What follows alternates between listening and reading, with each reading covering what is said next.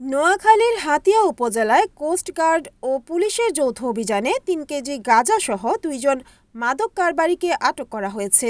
বৃহস্পতিবার ভোরে coast guard station Hatiya ও পুলিশের সমন্বয়ে হাতিয়া থানাধীন হাফাজিয়া বাজার ও হাতিয়া বাজার সংলগ্ন এলাকায় এই অভিযান পরিচালনা করা হয়। অভিযান চলাকালে সন্দেহভাজন এলাকায় তল্লাশি চালিয়ে আনুমানিক ১,২০,০০০ টাকা মূল্যের ৩ কেজি গাঁজা উদ্ধার করা হয়।